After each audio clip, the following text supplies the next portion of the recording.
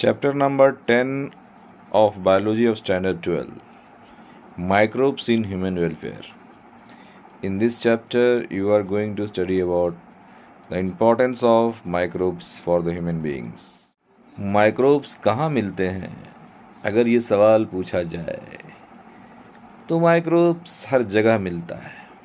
Microbes soil में, water में, हवा में, माइक्रोब्स हमारे बॉडी में, माइक्रोब्स अलग अलग तरह के जानवरों के बॉडी में, माइक्रोब्स प्लांट से मिलते हैं. माइक्रोब्स वहाँ भी मिलते हैं जहाँ पर पॉसिबली कोई लाइफ एग्जिस्ट नहीं कर पाएगा, जैसे कि डीप इनसाइड द गीजर, जिसको थर्मल वेंट्स भी कहते हैं, जहाँ का टेम्परेचर लगभग 100 डिग्री सेल्सियस तक हो सकता है. Deep inside the soil microbes मिल सकते हैं, बल्कि several metres inside the snow भी माइक्रोब्स मिल सकते हैं. माइक्रोब्स एसिडिक एनवायरनमेंट में भी मिल सकते हैं. माइक्रोब्स हर जगह मिल माइक्रोब्स के अलग अलग फॉर्म होते हैं बच्चों, जैसे कि माइक्रोब्स प्रोटोजोन्स के फॉर्म में भी होते हैं.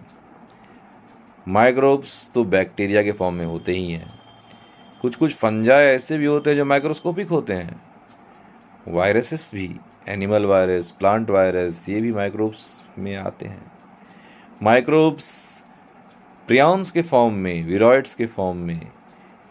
मेरे कहने का मतलब ये है कि माइक्रोब्स के अलग अलग फॉर्म्स होते हैं, माइक्रोस्कोपिक इन नेचर, जो नेकेड आइज. अगर फंजाई और बैक्टीरिया जैसे माइक्रोब्स को देखना हो तो उसका कल्चरिंग करिए, उसका ब्रीडिंग करवाइए.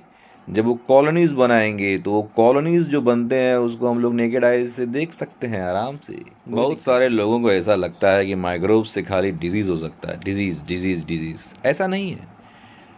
माइक्रोब्स से डिजीज़ तो होता ही है, लेकिन ऐसे भी माइक्रोब्स हैं हमारे आसपास, इस एनवायरनमेंट में, इस इकोसिस्टम में, जो बहुत ही यूज़फुल है, बहुत यूज़फुल. उसके बिना ये इकोसिस्टम का existence possible I don't think हो सकता है. बच्चों, ये जानकर आपको हैरत होगी या नहीं होगी मुझे नहीं पता, लेकिन माइक्रोब्स को हम लोग हर दिन यूज़ करते हैं.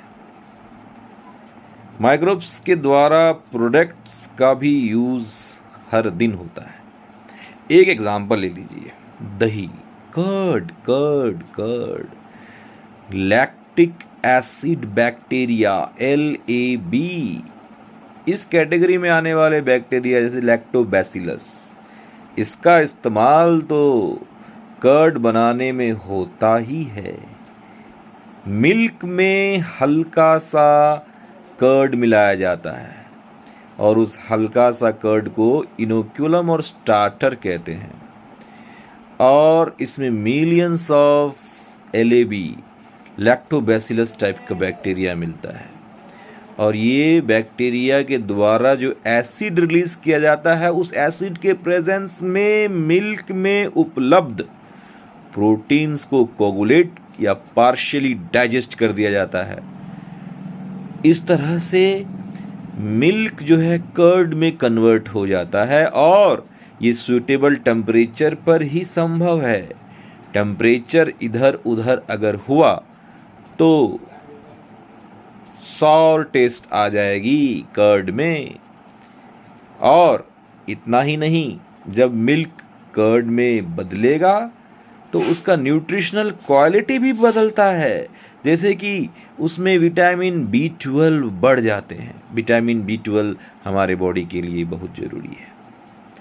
और यही लैक्टोबैसिलस बैक्टीरिया हमारे स्टमक में जब जाते हैं, the LAB play very beneficial role in checking disease causing microbes. Dear students, you have to remember this. Idli dosa कौन नहीं खाया होगा? कैसे बनता है इडली, कैसे बनता है डोसा? फर्मेंटेशन. किसके द्वारा? माइक्रोब्स. यहाँ पर भी microbes.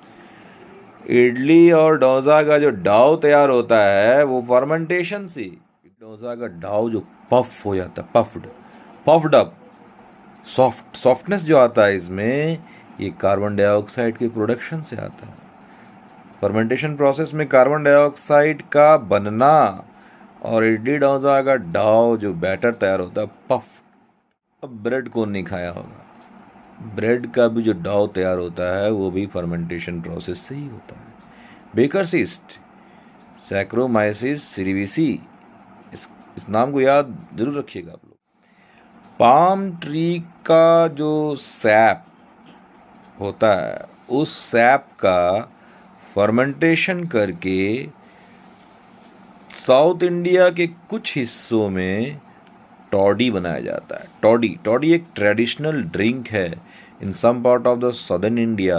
Remember this is also happening because of the fermentation process. Microbes are also used to ferment fish, soybean and bamboo shoots for making food. Cheese, one of the oldest food items in which microbes were used. और ये चीज़ का जो flavour, texture, varieties जो होते हैं ना, ये depend करता है कि किस माइक्रोब्स के हेल्प से चीज़ बनाया गया है। स्विस चीज़ का तो नाम सुना ही होगा स्टूडेंट्स। स्विस चीज़ में large amount of carbon dioxide का प्रोडक्शन होता है और ये किस बैक्टीरियम के कारण होता है मालूम है? प्रोपियोनी बैक्टीरियम शार्मानी, ये नाम मत भूलना। रॉकफॉक चीज are ripened by growing specific fungi on them, and the name of the fungi is Penicillium roqueforti. You have to remember this, my dear. तो अभी आप लोगों ने जानकारी ली कि माइक्रोब्स का यूज़ हाउस होल्ड प्रोडक्ट्स में कैसे होता है।